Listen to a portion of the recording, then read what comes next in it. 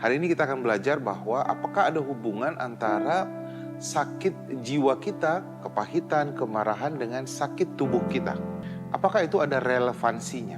Karena seringkali kita pergi ke dokter, lalu mendengar dokter itu berucap seperti ini. Kalau kamu ada sakit hati, kekecewaan kepada seseorang, ampuni, maafkan mereka.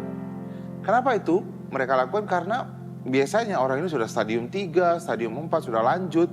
Lalu dokter bilang, ya nggak ada yang bisa dilakukan, lepaskan pengampunan.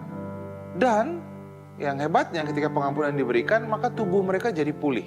Kenapa bisa seperti itu? Apakah ada hubungannya? Kenapa kita hidup dalam kasih karunia masih bisa mengalami hal seperti itu? Mari kita lihat kebenaran firman Tuhannya. 3 Yohanes 1 ayat 2 firman Tuhan katakan, aku berdoa supaya kamu baik-baik saja sama seperti jiwamu baik-baik saja. Dalam bahasa Inggris dikatakan, aku berdoa supaya kamu prosper, berkelimpahan dan sehat sama seperti jiwamu. Jiwamu, di dalam hatimu, perasaanmu, itu pikiranmu sehat. Jadi yang termanifestasi di tubuh biasanya dimulai di jiwa kita. Kalau jiwa kita sehat, maka tubuh kita sehat. Tapi kalau jiwa kita sakit, maka tubuh kita juga sakit. Mari kita lihat kebenaran firman Tuhannya. Satu kali bangsa Israel setelah menyeberang Laut Merah, mereka berjalan dan 3 hari lamanya mereka tidak mendapatkan air. Sampailah mereka di Mara. Firman Tuhan katakan seperti ini. Sampailah mereka di Mara, tapi mereka tidak dapat meminum air yang di Mara karena pahit rasanya. Sudah 3 hari berjalan, tidak dapat minum, dan setelah sampai mereka mendapatkan air yang pahit. Lalu mereka mulai bersungut-sungut. Mara itu artinya pahit.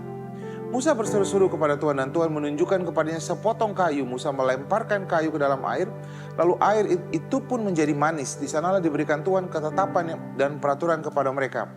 Dan di sanalah Tuhan mencoba mereka. Firman-Nya, jika kamu sungguh-sungguh mendengarkan suara Tuhan Allahmu dan melakukan apa yang benar di matanya, memasang telinga kepada perintahnya dan tetap mengikuti segala ketetapannya, maka aku tidak akan menimpakan segala penyakit seperti yang telah kutimpakan kepada orang Mesir.